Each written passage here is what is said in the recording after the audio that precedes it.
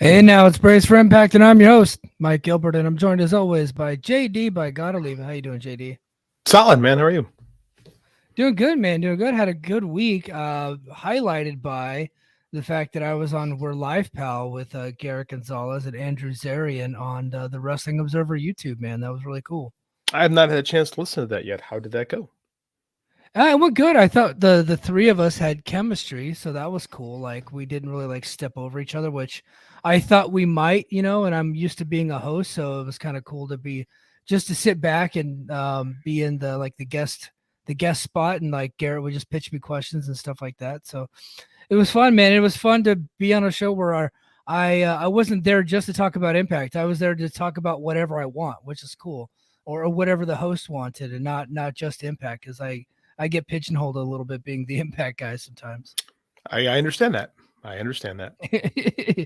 Yeah, but hey, speaking of Impact, man, we got not breaking news. This news went down on Monday, so I'm not going to hit the breaking news button. But I got a little slide up here. So Richard Schaefer, he was a former. I think he was a part of Golden Boy with Golden Boy Boxing with Oscar De La Hoya. Um, a long time boxing guy, a long time lawyer and agent, and a confidant of Oscar De La Hoya, Floyd Mayweather. He most recently was the co-founder of a boxing promotion called Probellum. We'll get into that in a little bit. And he also is the current special advisor to Johnny Bones Jones, the UFC heavyweight champion. But Richard Schaefer, in boxing, he's big time. He was a part of some of the biggest fights that there ever was with that Golden Boy banner from like '05 to like 2014. Before, I don't know if this is true, but I get the feeling he just got tired of Oscar De La Hoya's bullshit. Like they went their separate ways. No.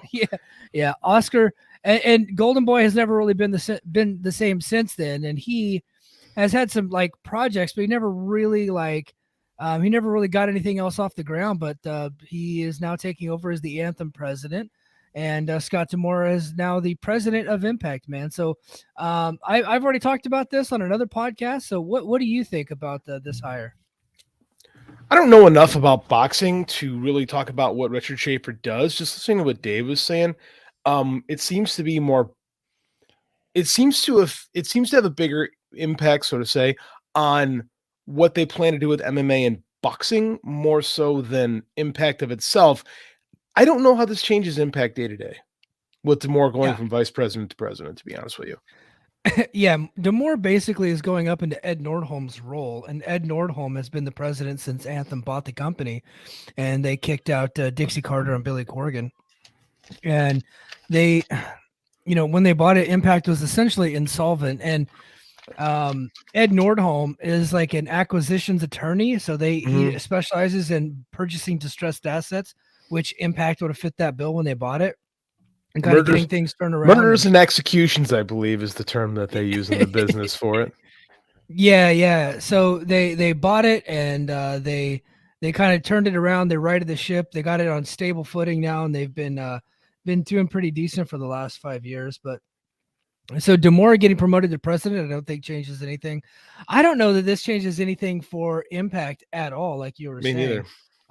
They did say that Impact or Anthem is looking to start a boxing promotion, and if they start a boxing promotion, maybe there'd be a little bit of crossover promotion with Impact and Invicta. That would be kind of cool. But I took a look at the boxers currently under contract with Schaefer. He is their promoter. It's a Nonito, the Filipino Flash Donaire. And I've watched. He's great, by the way. Okay. And Imantas Stanionis, and I've never heard of that guy. So those are two guys that have left the Probellum. They've left the Probellum banner. Have you heard about this Probellum promotion and why it went under? I know of it, but I do not know the story behind it. Please enlighten me. So Schaefer co-founded this Probellum, and I'm not going to say the guy's name because A, I forgot to write it down, and B, I don't want the guy who co-founded it with to fucking kill us. So apparently that guy is in the Irish mob. So the word that I used in a chat that I was in was affiliated with the Irish mob, and an Irishman corrected me and said, no, he is the Irish mob, and he currently he escaped Ireland to the Middle East. and he is kind of wanted in Ireland because of his ties to the mob, or the fact that he is the mob. So that whole thing got blown up, and so Probellum essentially went out of business, and it got sold off. They sold off all the assets, and now Schaefer's here with Anthem and looking to get back into boxing under the Anthem banner. Well, no comment. Yeah. As the descendant of Irish horse thieves, no comment. Yeah. I'm gonna walk away from that one. I get why they want to get into the business of boxing, right? There's so boxing as far as the combat sports go. I know it's not on the surface. Boxing isn't as popular as it once was, but it's still the major money driver in the sport, right? As far as like, especially from where the athletes come from, the athletes make real money. This is why Francis Ngannou's like, hey, I think I'm gonna box. Like, there are not dudes who start boxing before 2 years ago this late in life. We're just like, you know what, I'm gonna be a pro boxer. But the money is so good if you have a name, as compared to MMA, and especially compared to wrestling. Like, Right. I get it, man. I mean, I don't know. I just, as far as for this being an Impact show, I don't, other than Anthem trying to grow their combat sports brand, I don't see what this does for Impact. Yeah. So one of the things that was in one of the articles that was written about Schaefer was that they said that they were going to they're going to be actively seeking new acquisitions in combat sports and pro wrestling. So they're going to be looking for acquisitions. They were also currently seeking a larger platform for their Invicta brand. Invicta, I don't know what they've ever done on Access as far as TV ratings, but I did check their YouTube, and their YouTube, like for their live YouTube streams, like they end up in the six figures. Like they have, so their last few have like well over 100,000 people watch those. So, which is pretty good, which is a lot larger than I thought that they were going to have. So that's solid. Those are solid numbers in this day and age. Like, you can't expect numbers to be like, it's so funny because like the market leaders are such the market leaders that people are like, well, they're not doing what UFC is doing or what, like, you know, the major companies. I mean, like, these are good numbers. Like, you're profitable. You're profitable. You're making money, which is the goal. Money. So one of the things that we were talking about in our BFI chat, and then I talked with some other people that kind of just that know the TV business a little bit and just seeing what they thought. And one of the ideas we had was, you know, how, you know, Schaefer's the president of Anthem Sports, and under Anthem Sports is going to be Invicta, Impact, and the boxing promotion, right? What if, you know, Anthem then tries to package those up into like a streaming deal, whether it be domestic or international, while still airing their stuff on Fight Network and Access TV. I think that's how it could really affect Impact, is if all three together go to, say, like a DAZN who Schaefer happens to have a relationship with, and he's promoted a lot of shows on the DAZN platform. Impact is in over 170 countries on DAZN, so that relationship is there. That's one of the things that I think, and Schaefer has those connections. He's got media connections and television connections all over the world. I think he's one of those guys that could probably get that deal done. Bundling for these TV deals specifically, bundling has been pretty common and pretty successful for a while when making these big deals, especially like smaller. These would be like a smaller package deal. You put these together and probably get, like I said, DAZN would be a really good client for them to have, I think. So, or I don't think Fight's probably not the way to go. I don't know, man. I think it sounds really good. I think Impact or Anthem's just trying to strengthen their combat sports brand, and it makes sense. Part of me wonders if it's too little too late, because if we talked about the last couple weeks, it seems like these big deals might, again, there's nothing official on that yet, but it seems like they might be lowering. I don't know. Yeah. I don't know. It's interesting to me. It seems to me like, you know, we have to get this done now, kind of a thing. Yeah. Well, you know? I think they would be in a position to get some money, because AEW and WWE will probably price themselves out of the market for a lot of these networks. Correct. And until they're willing to come down on these deals, while Anthem Sports, if it's like hey, not only every 52 weeks a year do we get you get Impact Wrestling, and say you throw in the monthly specials and the quarterly pay-per-views, you get all that along with, monthly Invicta shows and monthly boxing shows. That's probably would be something that somebody would want to get their hands on. And especially if they could somehow get some named fighter. Now, Nonito Donaire at one point, like 10 years ago, was a named fighter. He's not exactly like a big money drawing guy right now, but if they can get their hands on a name fighter or two, they might be able to work something out, and they can all kind of help each other out. Yeah, and that's what you kind of need in boxing. And this is the difference between boxing and wrestling and MMA specifically, is that the fighter still is the brand, right? Like the average person doesn't know Bob Arum or Don King, you know what I'm saying? Like as far as like the promotional wing goes.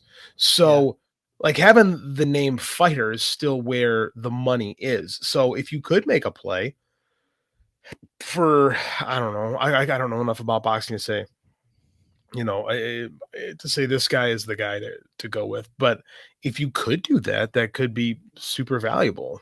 Like, I just don't know where to go with it. I don't know enough. Yeah, I got you. I it's something that we'll keep our eye on. I think it's pretty interesting. You want to know something I learned today? Don King, not dead. I was corrected today. I thought he was dead. But somebody just showed a recent picture of him with Adrian Broner, and I guess he signed Adrian Broner to a promotional deal. How old? Broner is a dude. He promoted Ali back in the day. Yes, he promoted Ali, and I want to say Ali and Joe Frazier or Ali and Foreman or something like that. Now I got to look this up while we're sitting on the computer. He definitely was there with Ali and Foreman. And he is 91 years old. Motherfucker's still kicking. Good for him, man. Evil doesn't die. It just festers. Yeah, he just like guys like him and Vince are just going to live forever. Yes. King, a lot of the stuff that people say about Vince, King is probably in that mode. And he also ripped a lot of people off. So he ripped a lot of heroes off, like people that like are greatly admired by society. Don King bled them dry, including Muhammad Ali. What a shame that Muhammad Ali is no longer with us and suffered, and Don King is promoting, and Don King is still kicking, man. We'll keep an eye on that. Next story before we get into the Impact recap. Impact is going to be live on Access TV for the first time ever from the Access TV studios. Is interesting. So I listened to Tom Hannafin's words pretty carefully. They're going to be doing a kind of a countdown show. It's kind of like a 2-hour pre-show for Multiverse United. They're going to be live from Access TV studios, but they're not going to have a ring or anything set up in Access TV studios. They're just going to be sitting there, and then they're going to pitch it to taped matches. And the main event of that show so far is Kenta versus Josh Alexander, which was taped at the recent Vegas tapings. So why? Okay, this is like a throwback to 80s WWE TV, right? Is what it sounds like. Why? Yeah. I don't see the end game. It doesn't sound promising. The idea of live, I think we all got excited, even if it was live studio wrestling, but they've never had a live episode of Impact on Access TV before. But this isn't the first time the Impact has been live on Access TV, because they've done pre-shows in the past that were actually live on the platform. And so this is the first time where Impact on Access TV, the television show, is live on Access. And it's just them going to be in studio, probably cutting promos and promoting the upcoming New Japan show. Essentially, I take it as they're taking a week off, like kind of like they did last year a little bit. Whenever instead of an actual weekly show, they just aired footage from the WrestleMania weekend show from the previous week. They just aired matches from that. So when people talk about Impact's ratings kind of going in the tank, it's very clear they do not care about those ratings. They are super comfortable. They don't mind taking a week off. They're cool with it. And you know what? I'm okay with it too. Take a week off. That's fine. If you guys don't want to be 52 weeks a year, do your thing. But that's kind of what I'm seeing with this thing. Can I level with you for a minute, Mike? Yeah. We don't have a television deal. So what do our ratings matter? There you go. We don't. We're owned by the company. We're content. We're the best draw. Sami Callihan could take a shit in the ring, where sometimes kind of happens, and it would draw pretty much the same thing as we get every week. Yeah. Right? Like within a few decimal points, and I'm starting to question the viability of Nielsen myself with certain things. So if they don't care, why do I care? If it wasn't for the MLW versus Impact War that I tried to manifest and create for my own enjoyment, I would just be done talking about Impact's ratings altogether. We lost that one, didn't we? Yeah. Well, I don't know who's winning now because each show has done so bad the last couple of weeks. Nobody has access to the ratings. They're not posted anywhere. Even Brandon Thurston doesn't have the ratings from the last couple of weeks. So nobody won. So everybody loses. This is the downside of actually WWE being hot. And I fought back on this concept for a long time, but when the market leader is hot, why have an alternative product? Yeah. And again, this is why I say things with the Nielsen, because everything is just within a year. Look at year-over-year ratings. So this was this AEW, funny, AEW finished the exact same spot they finished 2 weeks ago, but the difference between 3rd and 11th based on competition of the night with, NCAA tournament coming in, big sports, and TV just sucks right now, like compared to what we used to think it is. I posted a thing in our BFI chat about Superman and Lois, a show that you think I would like, but I actually do not. It's kind of like a chick show, right?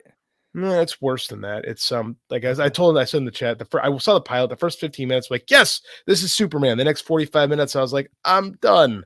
It's Superman and Lois raising their emo son in Smallville, and he just cries and whines, and I'm like, this just isn't for me, man. So I bailed out on it. But it drew like 700,000 viewers, and it was the most watched show on the CW in like a year.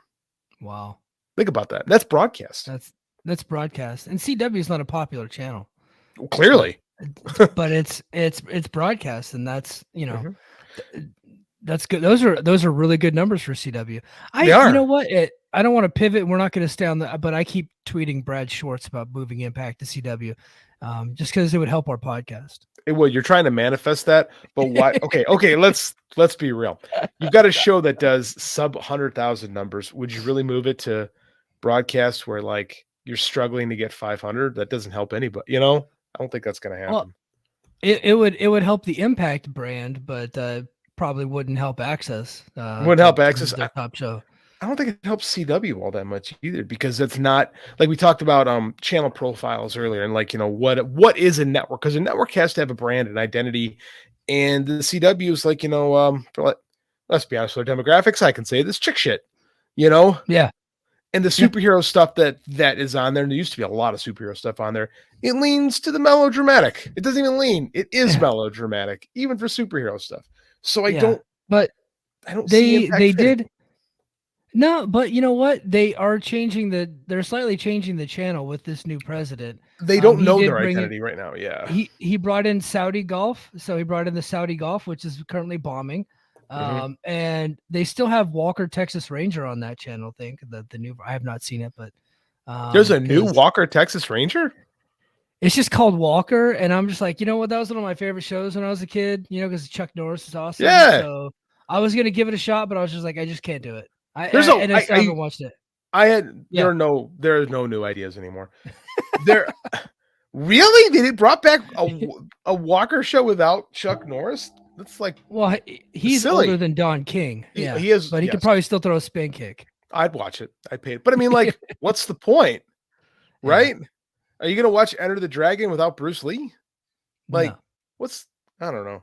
That's neither here nor there. I don't know if it fits I don't know if they know what the new identity of the network is yet. So I don't know. Yeah. So if they change their identity, if they change their identity, and maybe, but I don't know. I like to tweet it, and Jared gets really excited when I do that, and so I just it's funny. Yeah. But hey, we're gonna go ahead and get into the Impact recap. On BTI, Champagne Singh defeated Zicky Dice, and that was Talking BTI. Thank you, folks. Thank you for talking BTI with us. I got nothing. So Raj Singh is doing a champagne gimmick. I saw a clip of this on Twitter. I think it's kind of a ripoff. You remember when Chris Canyon? I was just going to say that. Yeah, Chris Canyon. Yeah. So maybe that's what they're trying to do. And if you're going to rip off Chris Canyon. So he's great. But but not that Chris Canyon. Like there's No. better Chris Yeah. Canyon gimmicks out there. Rip off Mortis. Mortis was awesome, by the Mortis way, but I was was also awesome. I was also a Mortal Kombat loving teenager when Mortis came out. So As was I'm I. guessing the adults did not like it, but teenage me loved it. So I thought You know it was what? great. Glacier was awesome too. His Yeah. matches So weren't was great, but the entrance was awesome. so was Wrath. I loved Wrath. Wrath. I thought the whole deal was great. Blood runs cold. Yeah. Our opening contest, Mike Bailey and Jonathan Gresham defeated Decay, Crazy Steve, and Black Taurus. I thought this was a really good opening match. All these teams had great chemistry. Bailey and Gresham are awesome. Steve and Black Taurus specifically. I thought I was just watching this. I was like, man, he is really freaking good. This Black Taurus, man, he's so good. He is. You wouldn't. I mean, like they don't book him to be awesome here. I don't know if it's like you don't know how often you're gonna have Black Taurus kind of a thing. Yeah, because AAA is home, right? He just kind of comes here to do other shit. But when he's here, it's never bad. It's never bad. No. I mean they pushed him up to a title shot at Hard to Kill, and so he's done some stuff here and there. But right now Decay is kind of like they were up. They both got title shots, and they're kind of coming back down again, and they'll bring them back up later. That's kind of how they book these guys. So yeah, that's Impact booking. Match was fun. Yeah, it was good stuff. Gia Miller caught up with Impact World Champion Josh Alexander, Frankie Kazarian, and Riswan ahead of their trios debut against Bullet Club and Time Machine at Sacrifice. And then Macklin walked in just his tights. I just thought that was weird. Like he just walks around the backstage in his tights. He kind of looked like, today's Happy Austin 316 day, by the way. And Happy when I was watching, I was looking at Macklin, like the side view of his body. I was like, his body shape kind of reminiscent of Stone Cold from his Attitude Era days, kind of like a muscular guy with a little bit of a beer belly, but like still in really good shape. It looks like he could just beat somebody's ass. Austin would fluctuate sometimes where like that six pack would look real good some months. And then there'd be other times like, ooh, Steve's having a little too much of those beer batches after the matches. And then he would get back ripped again. Like you could always, the struggle is real, man, when you get past 35. Well, and that was part of the charm of Stone Cold. He was the everyman. He was just an ass kicker. Mm-hmm. And I get that vibe from Macklin too. So but he was just there stirring shit up between all of them and then saying, hey, you're teaming with this guy just because they're no longer a threat to you. And Kazarian and so on took umbrage with that. So I like Kazarian talking about how he was the first guy really to get in the Bullet Club's craw. And like, oh, you're thinking really highly of the Bullet Hunter gimmick. That old Frankie Tetsu over here thinking more of himself than what he was. Yeah. So yeah, was that because that was the Elite Hunter? Was he talking the about Elite Hunter? Yes. Because I know that he was a pain in the ass of Bullet Club too. I was thinking the Elite Hunter actually. So I actually did get him confused with Yoshitatsu, but that was like the exact same gimmick nonetheless. Yeah. So I was thinking he was talking about SCU and like feuding with them back in the day, but I don't really remember. Like I remember the Kingdom and Bullet Club having a big feud, but I don't remember SCU and Bullet Club having a feud back in the day. Nor do I. I could just be misremembering that. Is he talking about some SCU versus Bucks stuff? Because that was a thing, but not. I don't know. Like SCU and the Bucks didn't have like a big rivalry that maybe he's going back to the Addiction Bucks. I guess that's stuff I just don't remember. Yeah, I don't either. I believed him when he said it, but it's conviction. I just don't. Yeah, if you say anything with conviction, people are going to believe you. I'm 6'7". Yeah, the truth doesn't have to be true. It just has to sound truthful. Yeah, all you have to do is say it, right, and you're good. Mm-hmm. That's it. I mean, we have microphones. People believe anything we say. The world is actually a bagel. Yeah, there you go. Giselle Shaw talked to Miller and complained about how she lost to Knockouts champion Mickie James, and how Deonna Purrazzo is jealous of her. And then in walked Swinger and Zicky Dice for some comedy, and they set up Swinger versus Jai Vidal for tonight. So there you go. Yeah. Did you watch Giselle Shaw's diary? No, God no. I heard it was good, but I did not watch it. It's getting high praise in mainstream press. Is it really? Because they document her coming out as transgender. Yeah. Oh, I didn't realize that. So that's what the diary is about, like her struggle. Dude, apparently, and I just saw some tweets about this. So, hey guys, I'm not a journalist, by the way. I'm just a guy. JD and I are just fans talking stuff. So this might shock you, but we have zero credibility whatsoever. Right. So, but it seemed like maybe she had a WWE tryout one day, and like maybe some of her being transgender might have hurt that opportunity. I don't know, but Really? I did see some people saying that online. So I don't know if that's true or not, but Huh? we won't be clipping this for YouTube. This will just be on the show, but because I don't know if that's true or not, but I got that feeling from what people were saying on Twitter about it. So it's like, oh shit, I'd never heard that. So I had no idea. yeah. Although she's really good, so it does surprise me that she's never had a cup of coffee, if you will, with NXT or anything. I don't think she's ever had an appearance over there, has she? No, because she was doing her Rev Pro stuff, and I think she was doing stuff in Japan, and then eventually Impact. I mean, she's obviously got the relationship with D'Amore that's been going on that predates her being signed with Impact, but she ultimately ended up just signing with Impact. So, Did she do stuff with Pro? Because I know it was for a long time those UK companies kind of intermingled, and that kind of stopped when Rev Pro really kind of hit up with New Japan and Progress really with WWE. Did she ever do any stuff with Progress? I think she was the Progress champion. I'm just mixing up Rev Pro and Progress. Oh, I don't even know. That's why I'm asking the question. I'm not sure. But that surprises me too, because Progress is the one with the WWE ties. And they've certainly brought in a lot of questionable people from Progress over the years. Yeah. Not very progressive. Right. That is true.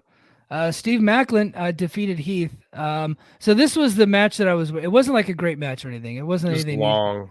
It was a little bit too long, but it was Macklin just getting a decisive win over somebody. Now I need to see him beat the shit out of somebody.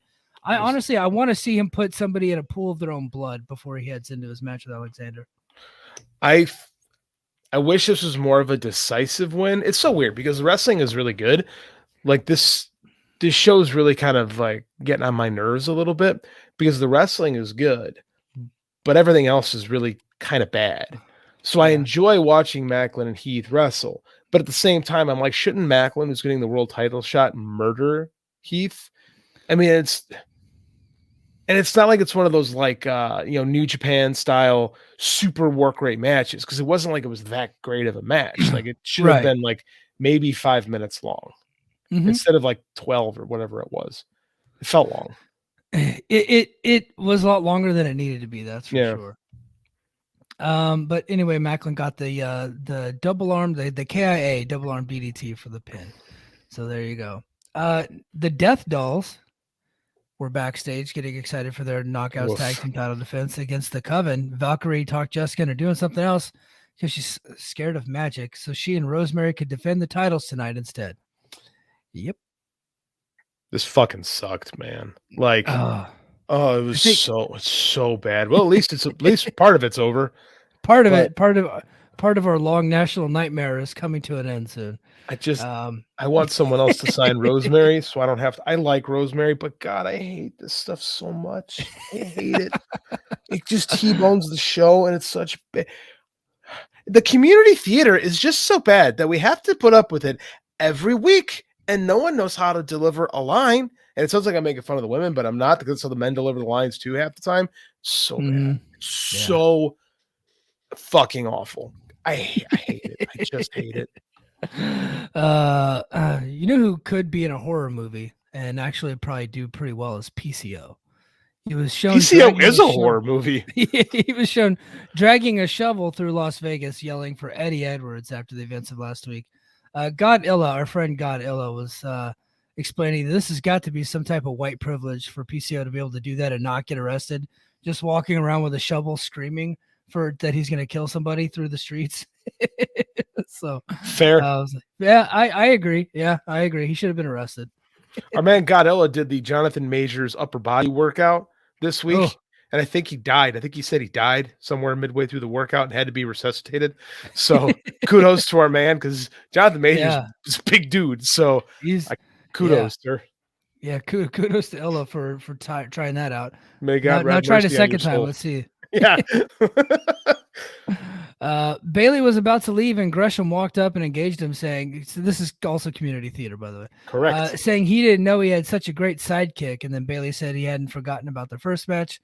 When Gresham wanted to challenge him to the rematch at Sacrifice, Gresham accepted. So we're on we got Gresham versus Speedball, number 2. And their match at No Surrender was really, really good. So it looks like we're going to go into a series of matches between these two guys. And hey, look, they're not really actively engaged in a story. Just let them have great matches. I'm cool with that.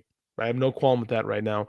Watching Speedball lets me realize just how great Kevin Owens and Sami Zayn are, because they're also from Montreal and English is also their second language, but damn, they're really good at promos. And damn, Speedball just isn't. So you know what the answer is? Don't make them do them. Yeah. Right? Like, I don't understand this. I don't understand why we make people do things they're not good at. That's a great way to make sure TV is awful and people don't get over as much as they could. It's just so stupid. Speaking of stupid, Jai Vidal defeated Johnny Swinger with Zicky Dice. Johnny Swinger, man, he's just he can't get to the 50 wins yet. So one of the best bits in all of wrestling. This is pretty funny. At one point, Swinger goes, "Damn it, Dice! I thought you said this kid couldn't work." And the kid Vidal was beating his ass. So I thought that was pretty funny. It was funny. It was for a comedy. So Swinger's the best comedy wrestler in the U.S., right? Because his stuff is always funny in the ring. And he can actually still kind of go. So I laughed. Yeah. I shouldn't have laughed as often as I did, but I did laugh. You didn't laugh at this one. Design delivered a message explaining how Callahan hadn't passed step 6. Despite defeating Rhino last week, Callahan then entered the frame upset. And Diener explained step 6 was to take a beating like a man, he said. And he then said they didn't forget that Callahan cost Khan a match against Frankie Kazarian and No Surrender, and asked if he was willing to take that beating. Callahan obliged. So yes, that'll be next week. And then PCO arrived outside of Sam's Town, still screaming Eddie. So he's looking for Eddie. You know, at least PCO is convincing. Yeah. As a crazy man with a shovel. Like this design thing, and like Diener doing this like he's Mr. Burns or something like that the whole time is just, God, it's so, I mean, like I long for the days when I bitched about Eric Young just doing the Bray Wyatt rambling promo, but at least that was like good. Like, well, and Eric Young's a great character. Eric Young's a good character actor, you know. Correct. And Cody Diener is not. What is Cody Diener? What is the character? Like, what is it supposed to be? Like, as far like this is stuff that bugs me in wrestling is like character work is so poor. So I don't think they should do it. Right? Like, I think wrestling kind of works at its best. If you have guys like a Kevin Owens or a Sami Zayn who can do these things, then they should do them. If you have guys who cannot do these things, they should not do them because it exposes your product as being bad. And like every time we cut to one of these poorly lit backstage segments where people are acting poorly and looking stupid, it makes it hard to watch. And again, I can't point to ratings because they don't care about ratings, but you can't tell me this promotion is hot at all, right? Like they work really hard to sell tickets and they do a good job of it now. They do a really good job hustling, something we bitched about a year ago on this show. Yeah. That's been totally turned around. The street team and the marketing has been great, right? But when the crowds come in, they're like, yeah. And do you blame them? This is what we give them. You know, I really tried to just skip past the design, but it just didn't work out. Fucking sucks, man. Speaking of sucks, Tommy Dreamer was chatting with someone backstage when Mickie James was interrupted, as she learned. Who is that guy, by the way? Who is he talking to backstage? Why are we having conversations with random people? Tell me who these people are. Why is he having a conversation clearly lit and clearly in front of the camera? Why is Tommy bullshitting with a guy in front of the camera? Are we supposed to not pretend the camera is there? It makes no sense. None. I hate it. Maybe the camera just walked up on him. Maybe he was just like in a conversation and then the camera is just like... They've done that in this promotion. They've done that in this promotion where the camera will just creep around. They did not do that here. No, they clearly had a setup, and Tommy Dreamer decides to have a conversation with a rando in front of the camera, and then Mickie and her big boobs show up. Well, there's a silver lining at least. It was a silver lining. It was fine for what it was at that point. But yeah. So she and Dreamer were talking about taking on Bully Ray and Masha next week, and then Jordan Grace walked in and asked James if it was a good idea about her taking the match before their rematch at Sacrifice. And James didn't have a good answer. It's because the answer is no. It's not smart to have a big match the night before you're defending your title against a great challenger like Jordan Grace. It's not smart for Tommy Dreamer to ever take a match in the year 2023, especially No. one that I have to watch. Eddie Edwards came out for a promo. He says it's time to focus on his future and for all of this business with PCO to come to an end. He said after last week, when someone ran PCO over a car, it was officially over. Then they aired the footage from last week. And then PCO's interest played, and people went crazy for PCO, by the way. Guy's over, Good man. entrance. It's a good entrance. Great entrance. Scared my daughter. Which mission accomplished. Yeah, remember I tweeted that? Oh, no, you weren't on the show that week. So I ended up tweeting that to PCO, and he was really excited. He goes, oh, thank you. Thank you for telling me that. That was great. You texted that to me, actually. Yeah. That PCO scared your daughter. Yeah. So this actually, you know why this actually works? Because PCO is good at playing the PCO character. He's never been a good promo ever in his whole life. No. Also, English second language speaker, right? French Canadian guy. Eddie Edwards, really good promo, right? Speaks from the heart. Even if I don't like the material always, he speaks from the heart, and he sounds like a real person when he's talking. So as dumb as this feud is, I enjoy it. Yeah. Right. Well, I'm ready for the feud to be over. I can't wait too. to get to the conclusion because it's drug on a little bit long. But as PCO came out, Kenny King attacked him from behind, and then they came to the conclusion that Kenny King was driving the car that hit PCO. A reunion of Honor No More. I don't know. Vincent's still out there. I thought Vincent was going to WWE, so maybe he's coming back. Who knows? But it looks like we got a little bit of an Honor No More reunion. Yeah, that Vincent's WWE thing kind of died quick. Well, I still think it was Rikishi behind the wheel of the car. I know it's the only thing that makes sense. Well, they don't have any video evidence that it was actually Kenny King. So they didn't show us who was behind the car. I think, honestly, Mike, I still think it was probably Alicia. I think you're right about that. Yeah. Because they did not show us who was behind the wheel of the car. Right. So we might be getting a new version of Honor No More. And like I said, Davey Richards is about to be a free agent. That makes total sense to me. Bring Kenny King, maybe you bring Vincent back, and then you got a new Honor No More. You got a new stable there. I'm fine with that. And then with Alicia Edwards as kind of like the heater. So the 80-pound heater. The heater? I just meant like everybody out there.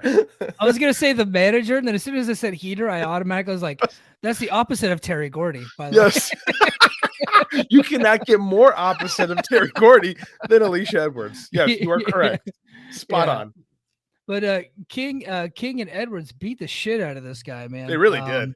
They did all kinds of crazy stuff to him. They the numbers game caught up to PCOs. He's bloodied up by a chair and then pinned behind the steps and held there by both men for a beating until he rallied again. And Edwards eventually slowed him down with a kendo stick and a Boston knee party with a chair as Kenny King helped out. The final shot was a kendo stick into the chair as it laid on his head. So I don't know if this is ending a sacrifice. Maybe I hope they don't drag it out to Rebellion, because I think we got to get to where we're going pretty soon with this feud. But I like the segment.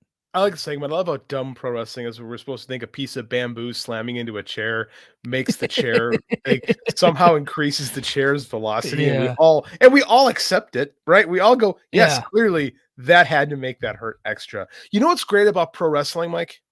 What's that? Pro wrestling? Yes. Like pro wrestling matches, pro wrestling angles, two dudes who don't like each other and want to beat the shit out of each other. Like, why do we waste our time with the other violence? Violence is great. Why do we waste our time? Violence is great. That should be a stable.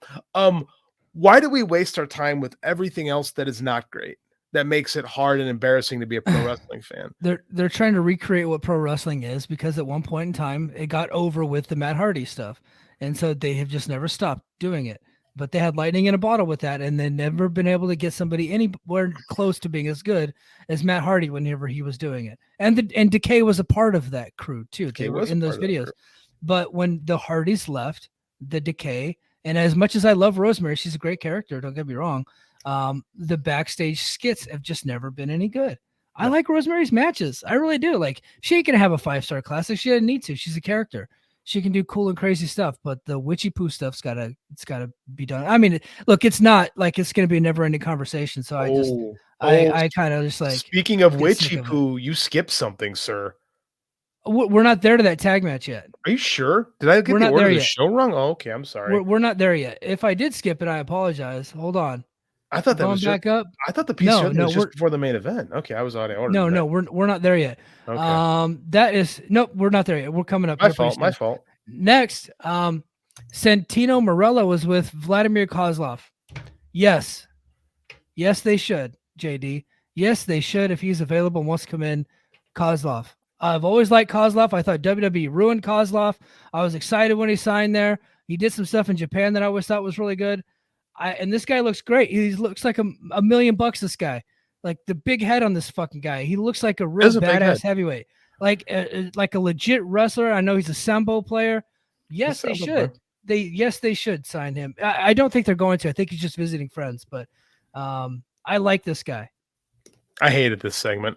I hate when Dirty Dango has to be there. I hate when we have to do WWE shit from 15 years ago. I hate it. I fucking hate it. It's not for me. If you put Kozlov or whatever I forget what his real name is, out there and let him beat people's ass, I'm fine with that. I'm not. I didn't even get into the segment yet. I was just like, I saw Kozlov on television, and I was just like, I want Kozlov in this promotion. I thought that I really got excited when because Jerry Jarrett just passed away. This was the. You got excited because Jerry Jarrett passed away?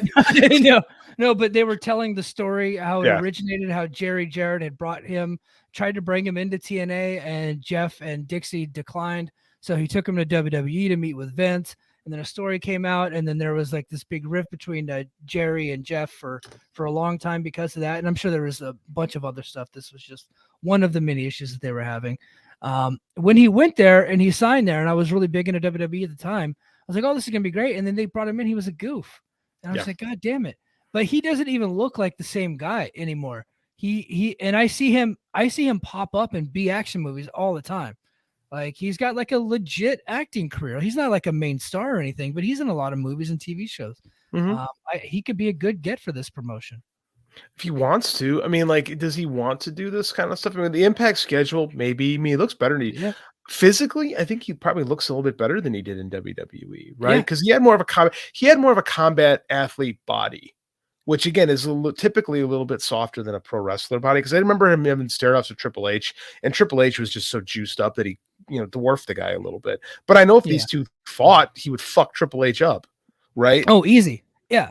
It would even be funny. But I mean, like, I think now he's a little bit more. I do think now he's probably a little bit more cosmetic, right? I think he's probably a little bit better for the business now. I don't know where he is as a worker at this point, but I mean, I'd be interested to see it. Yeah, it got my brain going whenever I saw him. But yeah, the segment wasn't great. So Dirty Dango walked in as Kozlov walked away. So Kozlov and Marella were hugging, and then Marella cautioned him, said that he couldn't say his name as it was trademarked, unlike his. I thought that was pretty funny. And then he said, say his name, and then all of a sudden Joe Hendry's music kicks off. And they go, were you just hiding back there? And he goes, look, that's besides the point. And then he wanted a match with Brian Myers for Sacrifice. He's exercising his rematch clause which caught Marella by surprise, because he's like, you're still the champion. And he goes, yeah, but Brian Myers never got his rematch, and he pissed me off last week, so now I want him to have his rematch. And he goes, well, that doesn't make any sense, but yeah, let's go ahead and do it. So they booked the match. And then they also booked. Go ahead. Wrestling people. It's so funny when wrestling people talk about these rematch things. Any other combat sport, right? If I don't like you, I want to fucking fight you. I want to beat your ass. But in wrestling, it's like, why would the champion want to fight somebody? He could possibly lose. Like, these people who are smart wrestling people have zero clue when it comes to, I want to beat you up. Yeah, I don't like ridiculous. You, ergo, I want to fight you. So, I mean, every time a babyface puts themselves into a disadvantaged situation, people get like, oh, that's not realistic. And I don't get it. It's like, no, you're a babyface because you want to kick his ass. Mm-hmm. I want to beat you up. And smart people say things like this, and it just makes me go, it honestly makes me go, man, you've never been in a fight in your life, have you? You have never actually fought another human being. You just like the pretend stuff. And it disappoints me, to be quite honest with you, Mike. Yeah. I'll tell you the story of George St. Pierre versus Nick Diaz. So Nick Diaz was the Strikeforce champion. He was coming over, and they were going to do title versus title, right? They had the promotion. They were going to go at it, but Nick Diaz kept missing all of the press conferences. So they took his ass out of the main event. They put him in the co-main event against BJ Penn. And the main event of that show was like October of 2011. This is a long time ago, right? The co-main event of that, or the main event, was going to be Carlos Condit versus George St. Pierre. Carlos Condit was the technical number one contender, had been on a big time winning streak, right?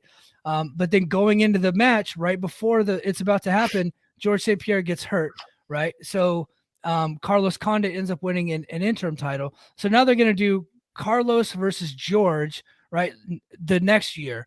But in the BJ Penn Nick Diaz fight, Nick Diaz beat the shit out of BJ Penn, and then afterwards called George out. And George St. Pierre was like, I know that the true number one contender and the true top guy in the division is Carlos Condit, but that guy pissed me off. We got to make that fight. And then after that fight's over, then I'll fight Carlos, right? But I want the match with some heat. I want the match that's going to draw a little bit of money. And I want to fight the guy that just pissed me off. I want to beat his ass. And then that's the match they made. And of course, George, defeated him, and he was one of the greatest that ever lived. But those things happen in combat sports. Sometimes you don't have to be a number one contender. You don't even need to have these rankings, those bullshit rankings. I know AEW tried it and it failed. They quit them. But you don't even need it. You need two guys that wanting to fight each other. That's the important thing. Here's the thing, too, is people don't realize rankings in real combat sports are bullshit, too. Yes. And people like, well, that guy's not the number one contender. And it's like, yeah, they got to fight because it's going to draw money because they're going to fight each other. They hate each other. Like, it never ceases to amaze me how conditioned we've been to specifically WWE for decades, where smart people, can't think anything outside of it. People who actually watch MMA will be like, well, this can't be. Like, and I don't get it. I don't get it. I don't understand. I don't understand. The sporting aspects do belong in pro wrestling. Like, I prefer to see a challenger on a win streak before the challenge for a title. That's my Gilbert thing. I appreciate that because I want at least someone to at least have a claim to a championship match, right? That doesn't mean they have to be the top guy. They need to have at least to be like somewhat of a legitimate threat, whether it be because they cheat to win. No matter what it is, there's got to be some doubt in the title match. But if you're just throwing a random guy in there because you think it's going to be a good match or for whatever bullshit, I just don't care. I agree. You know what I'm really excited about this weekend? The NCAA wrestling tournament is going on right now. I had to make time from real wrestling to watch the fake wrestling stuff. So the big story this week is 165 pounds has 4 returning NCAA champions in the weight and 1 runner-up.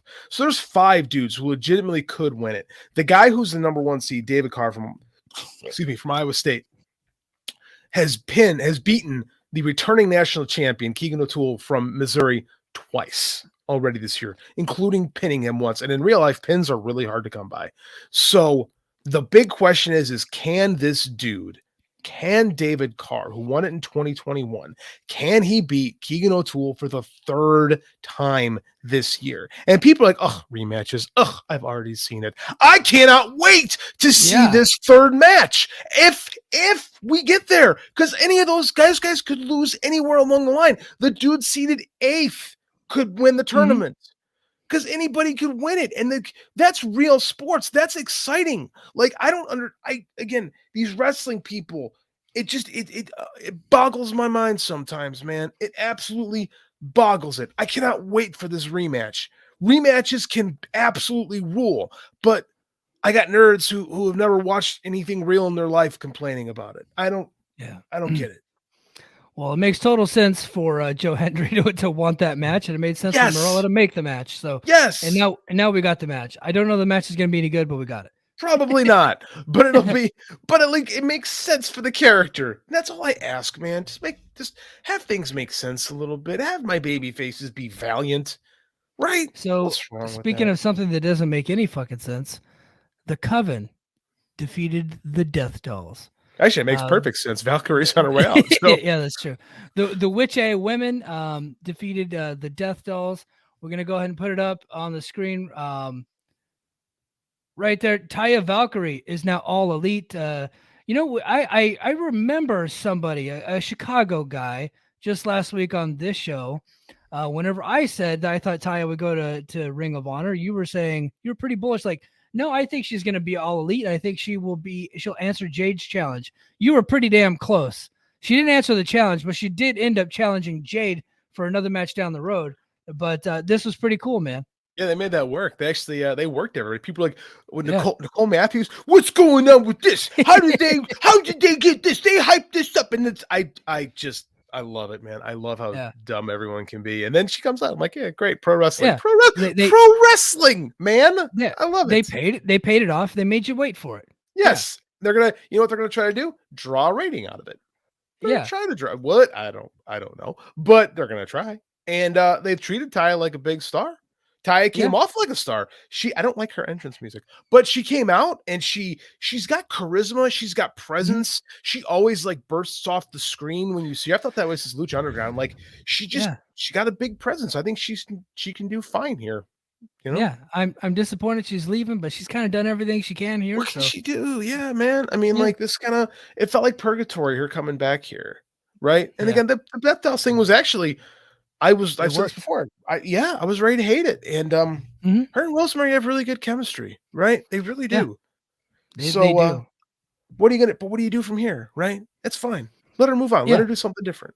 I'm curious to see how they write her off of the show, because they like to kill people. They do like to kill. I'm curious. You know what I wish they would do? I wish they would just like don't half-ass it. Chop her fucking head off. Just you know what I mean? Like just get an axe, just cut it all the way off, and the blood just squirts out of the top. Like let's just do that. Why not? Like if we're gonna do it, just fucking do it right.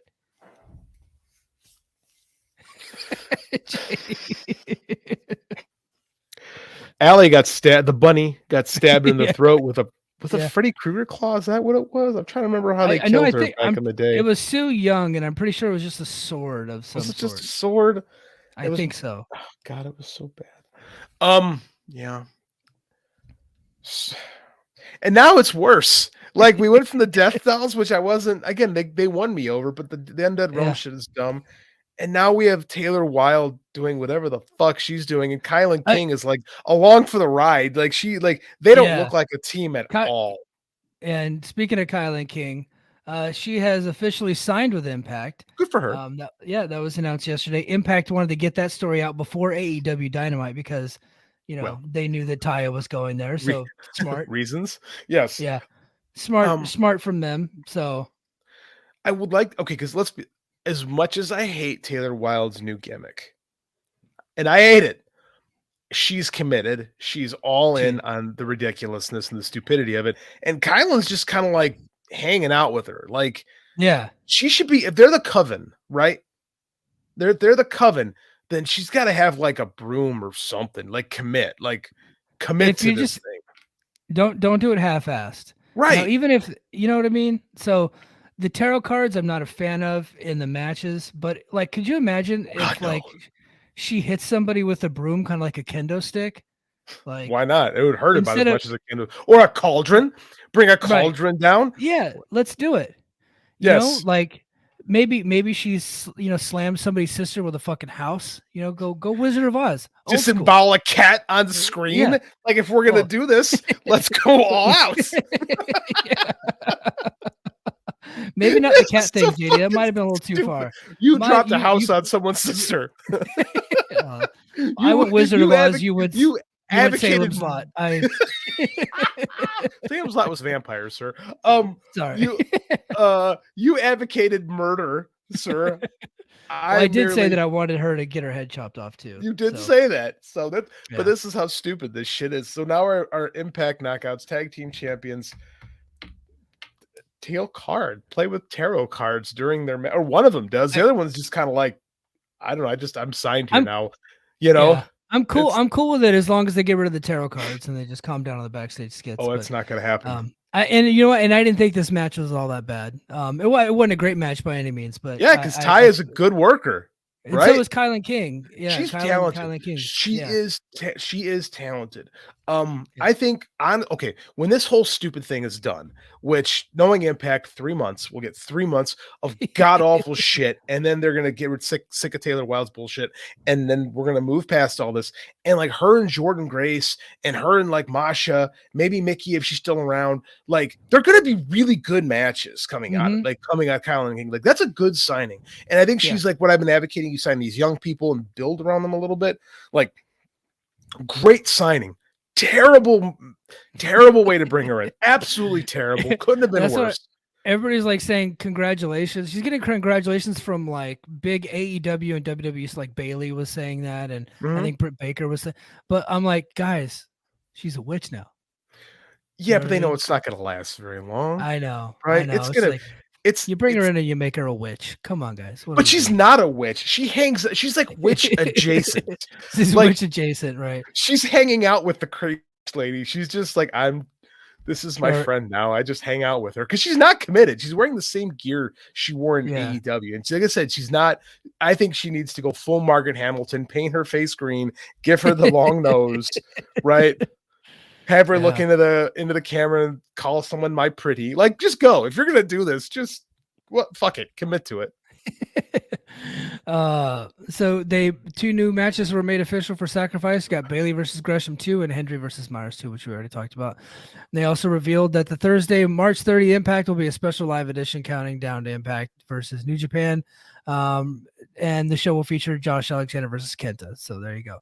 And then now we go to the main event, a really good main event, by the way. I thought this match was awesome, which you would expect because you got Bullet Club, Kenta, Ace Austin, and Chris Bay defeating Josh Alexander, Frankie Kazarian, and Rich Swann. I didn't see the finish coming. Honestly, I didn't see that one because it was bad. Didn't see that one. I did not see. We got a distraction finish. Josh Alexander lost his brain because Macklin just happened to be like. He was like 150 yards away.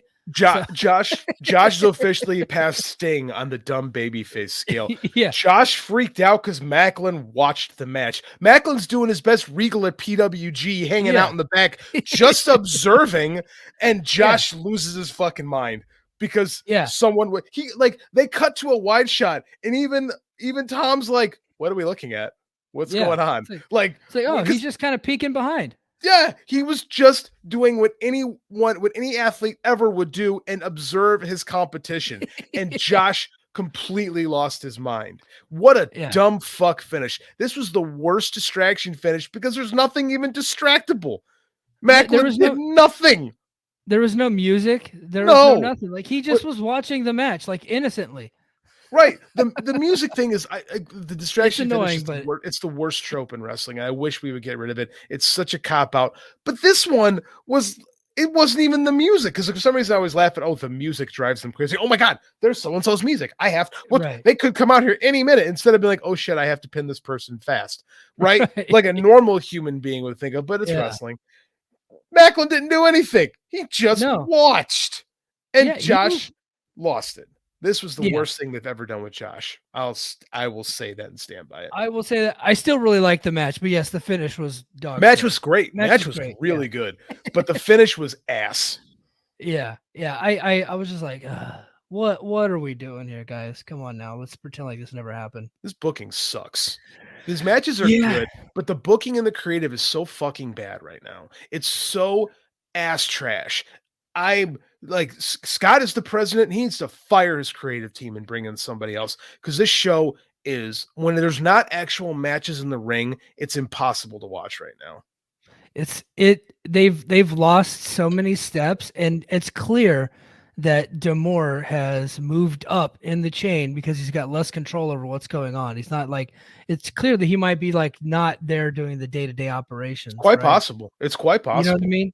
Because it's really been since like Bound for Glory, but honestly, like since Hard to Kill, the TV show has just gotten to be really, really bad. It's been getting worse since Scott was taken off TV, right? Yeah.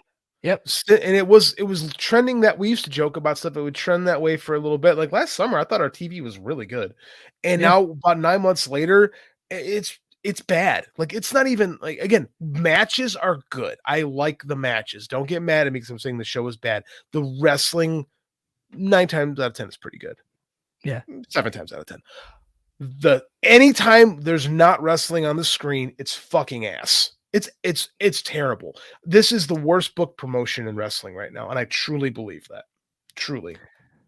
Guys, you're gonna say NWA. We don't watch NWA. Who watches NWA? They don't count. Yeah, we're not gonna comment on that. We don't watch MLW either. But between WWE, AEW, and Impact, Impact is pulling up the rear there. I hold Impact to a better standard than I hold MLW and the NWA too. They should be.